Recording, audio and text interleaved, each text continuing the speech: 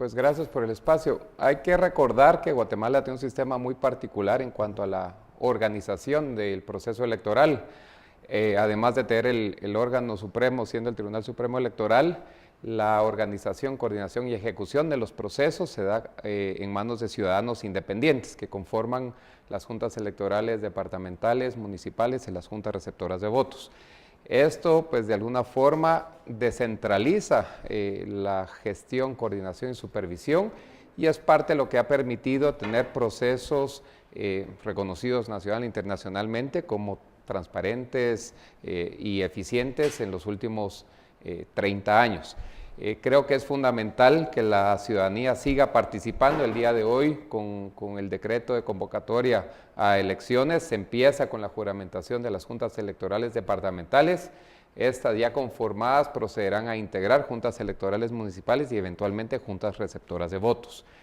En la elección pasada, pues, fueron más de 80,000, 90,000 personas que se requerían a título voluntario para integrar estas juntas receptoras de votos, así que es fundamental, independiente de la coyuntura o el ambiente que se esté viviendo, que la ciudadanía recuerde que la transición democrática está en sus manos y que es muy importante que se participe, porque es la mejor forma de velar porque se mantenga un proceso transparente, porque el ejercicio de los votos de la ciudadanía se respete. Entonces estas juntas realmente son fundamentales y el día de hoy arranca ese proceso.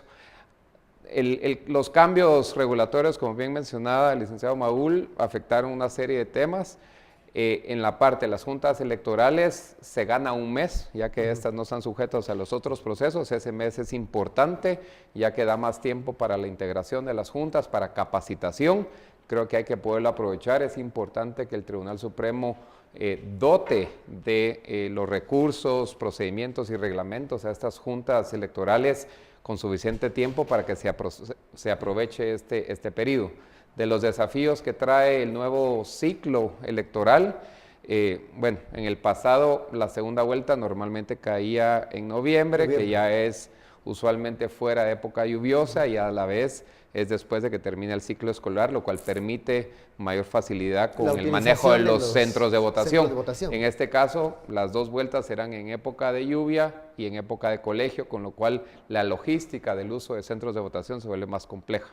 Ya hemos visto una judicialización exagerada en muchos de los temas, principalmente porque no han cumplido las autoridades constituidas, no han cumplido con sus funciones como debe ser. Entonces eso motiva recurrir a las vías judiciales y por supuesto que todo termina en la Corte de Constitucionalidad. Mencionando el caso de los tránsfugas, yo creo que ahí en ese sentido la ley sí es clara en cuanto a indicar que no puede participar, no puede con un partido diferente al que lo llevó, o sea, el cambio de partido. Creo que para eso habría que reformar la ley electoral, porque es una disposición de esta ley constitucional. Y eso definitivamente no da tiempo.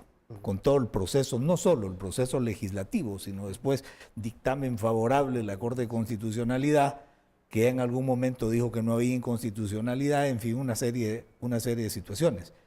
Yo creo que el proceso, como nunca, se va a dar estas situaciones de que paren resolviéndose por vía judicial, inclusive por Tribunal Constitucional, un montón de situaciones que debieran resolverse políticamente de acuerdo a las normas, el respeto a las normas que rigen los procesos. Lamentablemente, como eso no ocurre, entonces tiene que terminarse resolviendo en los tribunales. ¿Pero dará tiempo de aquí a marzo? No creo. Doctor?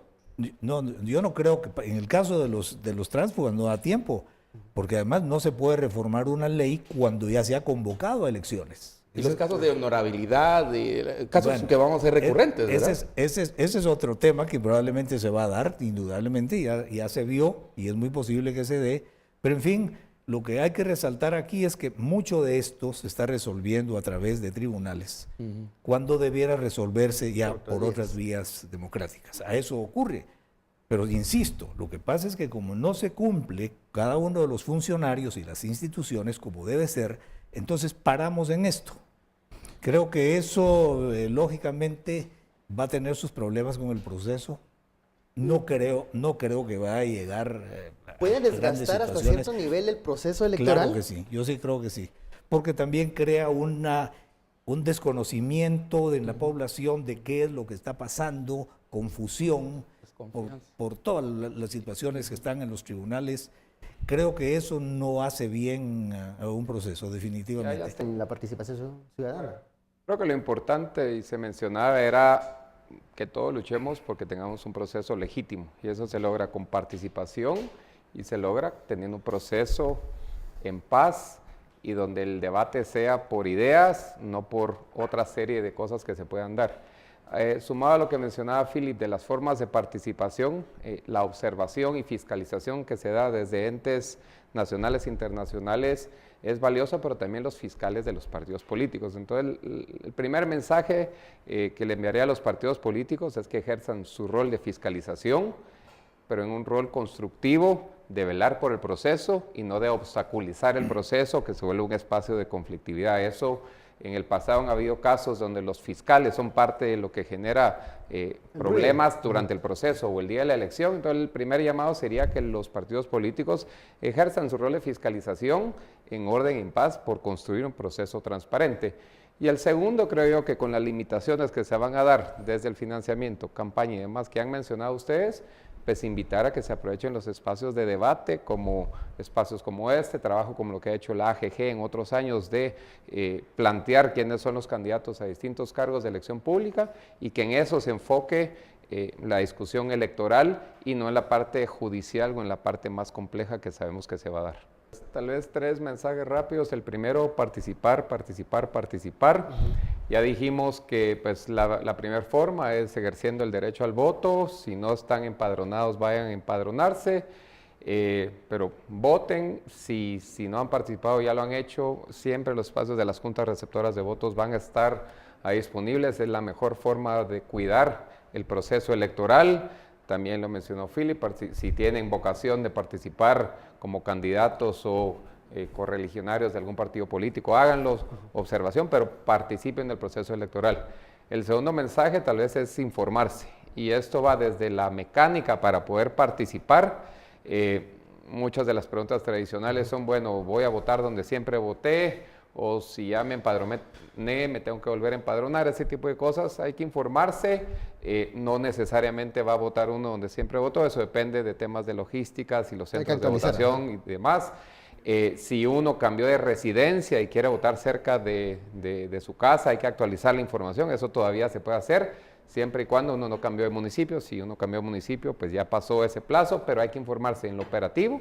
Y como ya mencionaron, informarse de las opciones políticas, escuchar, leer, buscar para uno poder el día de la votación emitir un voto informado y bueno, ¿verdad? Como ya se mencionó también, esta vez inclusive el voto nulo tiene algún peso, entonces y lo importante es esa participación informada. Sobre eso. Y la última, que es tal vez un mensaje para mediano plazo, como bien mencionó el licenciado Maúl, las reformas que se realizaron y se están implementando en este proceso, pues son bastante limitadas.